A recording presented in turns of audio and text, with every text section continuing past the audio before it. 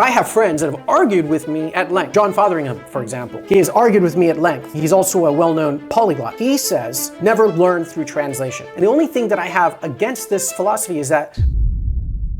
So Michael, I want to ask you, is language immersion better than formal language study?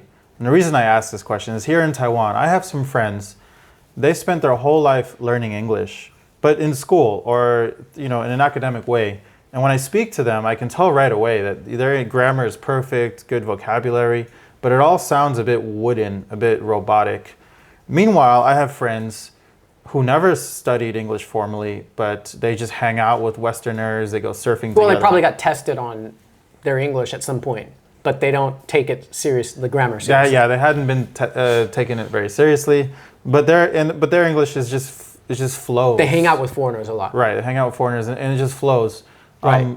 It's sort of like me. I'm the opposite. I hang out with Chinese people a lot. So yeah. Even if I couldn't read Chinese, I'd probably still speak it very well. Yeah. So if you're about to learn a new language, you have these kind of two choices: full immersion or academically studying a language. What do you think is better and why? If you have the opportunity to be immersed, it's excellent. It's an excellent. But the caveat is that a lot of people will live as expats in a foreign country for their whole lives and never learn the language, except past maybe not more than 10 words. The thing is, if you look at how children learn languages, if they are put into in a new country, in a new school, and they're in a classroom, 3 months later, they're speaking the language fluently. Especially if their own language is one that is not commonly known by anybody else. Let's say the child speaks Armenian at home. Then they're thrust into this school environment. Nobody has ever heard of their language. They don't know what Armenian is, let alone the teacher. So nobody can help this child, right? So this child becomes fluent in the classroom language and the national language of this country in 3 months. How does that happen? Forced immersion.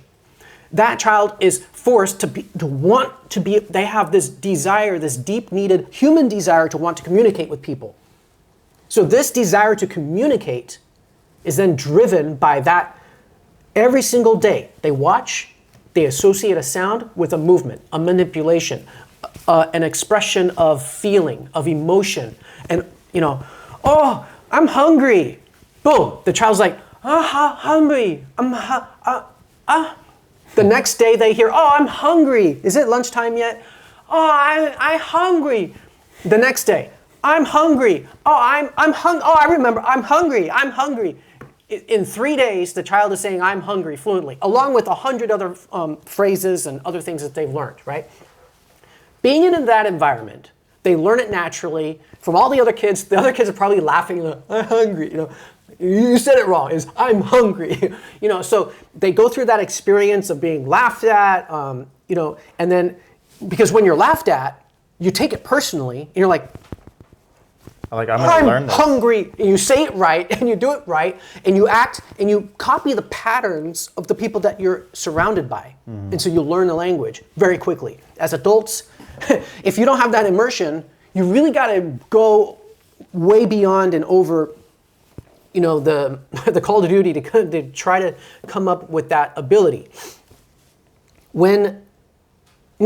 In some languages around the world, I want to talk about Chinese a little bit more, but with languages like Arabic, I have a few people that have told me if I ever go and learn Arabic, best to just stick with MSA or Fusha. It's the standard Arabic.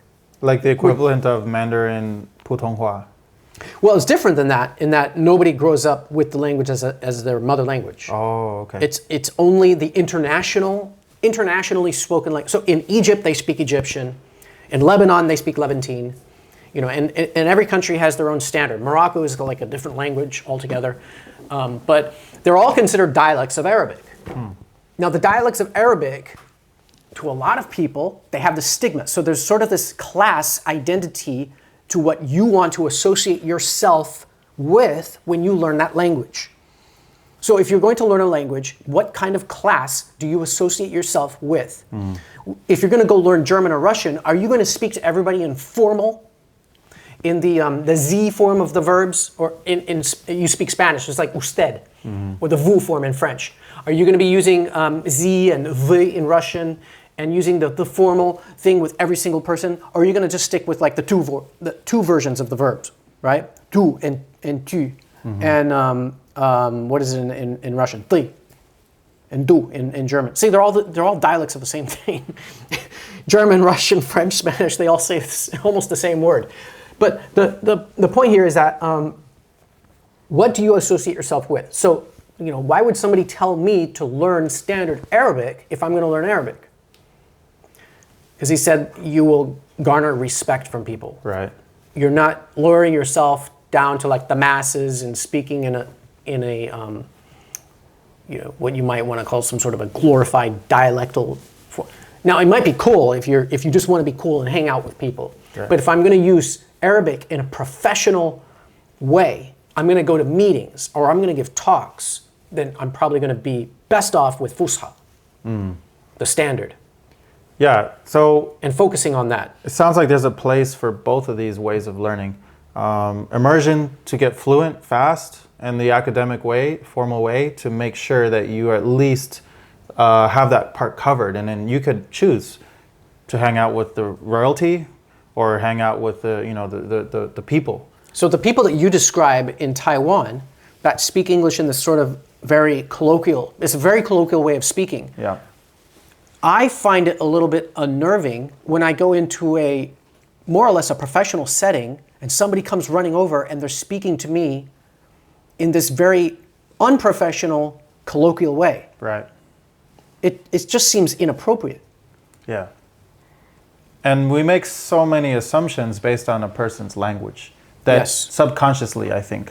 Yes. Like we already know, okay, did you go to school? Where did you go to school? Who do you hang out with? And this is just automatic in our brains, I think. Like in some situations, I'm not there to hang out and just, chat about stuff. I'm actually here doing a professional thing, and yet somebody wants to come over and just, Okay, but if you're hanging out with your buddies and someone is like, well, I do concur that based on the assumptions, that's also... I'm fine with that because I just feel like I'm having an intelligent conversation. I'd rather more, live up to a more intelligent way of speaking, even though, I let expletives flow every now and then, but they are merely flowery, they are used specifically in certain spots for where I feel that they will make the most. It's just not, I don't let expletives flow freely all over the place. And I don't speak in that way on purpose, to like lower the class level of my speech on purpose. It's deliberate. Yeah. Yeah. So, so I feel like there's a place in both. Now, you speak a lot about the benefits of immersion. If you were to put kind of a percentage of where we should put most of our efforts, should we be focusing on more immersion or more this kind of formal academic way, or split it right down the middle, assuming that we all have the opportunity to be immersed? When you don't have immersion, you need to do deliberate training, just like going to the gym. Yeah. What you do in the gym, and then you come out of the gym, and you can, for example, it's not like I'm some sort of a gymnast or anything, but if I go to the gym and I'm practicing like jumps and turns and all these other things, and then I'm outside one day and somebody says, "Oh, can you do a backflip?" Boom, you can do a big backflip, right? Because you've trained it, you've done it a million times. I can't, but I'm just saying, the point that I'm making is that you've always got it available because you've trained it and you've done it and you know how to do it. Yeah. And it's in your repertoire, it's in your tool set. If it's in your tool set, then it's yours. But you can't put something in your tool set if you haven't acquired it, if you haven't trained it, and you haven't done a deliberate training on it. So if you're not in the immersion environment, you have to do deliberate training so that it becomes something like second nature. Like I'm going to be doing this every single day. I'm going to be training these thousands and thousands of sentences and patterns every single day until it feels so natural. You can give me flashcards, or I can do matching games, or I can hear it and I can transcribe it, or I can see it and I can say it. I can translate it back and forth. It just becomes so natural. It's like boom, boom, boom, boom, boom. 你随便跟我讲任何的中文，我就可以直接 I can just translate it right back in English and 直接翻回来中文。还是讲你跟我讲台语，嘛是咁款啊。You can speak to me in Taiwanese and just go back and forth。还是讲我是对台语，然后我就翻成中文。I can go from Taiwanese Hokkien into Mandarin, whatever. Any of these different directions, or go into an indigenous language and back. It's just like the thing with Chinese is that, like I said in an earlier part of our interview. Probably not in this clip, but it's you set the scene for what you're trying to describe and what you're trying to explain, and that scene setting is quite a different paradigm than how we set the scene in English. The order of the things that you're putting into position, and then not only that, but the grammar of the sentence and the order of all of the words that you're saying in the sentence.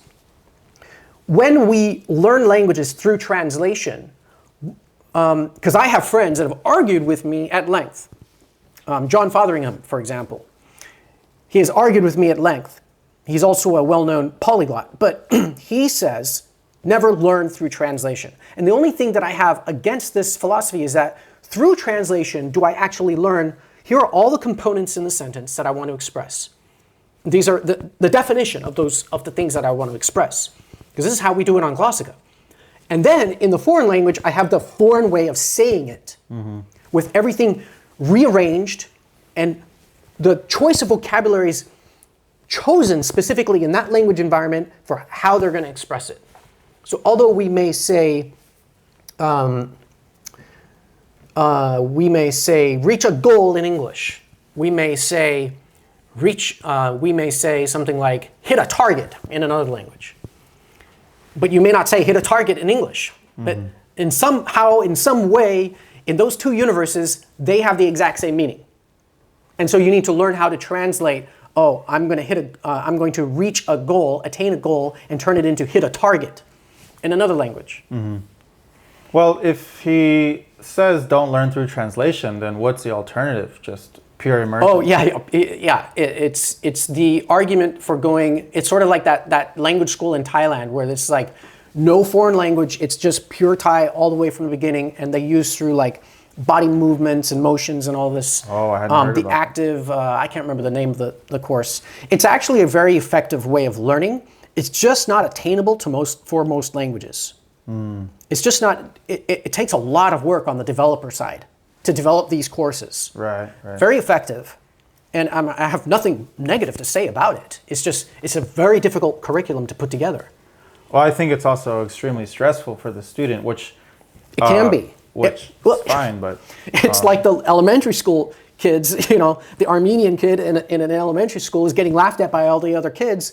But 3 months later, he's completely fluent. He may have some issues that need a couple extra years to work out, but after 3 months, they can function. So I can go to the gym and get fit, or I can join the Navy SEALs, right? But I'm not. I'm not going to do the second one. All right, great. That's. Or you could hire David Goggins. Yeah, I'd be dead. I'd be dead in 3 days if I hired David Goggins. But I'm sort of like the David Goggins of language learning. Yeah. I'm just very hardcore about it. Starting at 3 in the morning, right? Not 3 in the morning, no. All right, great. Thanks.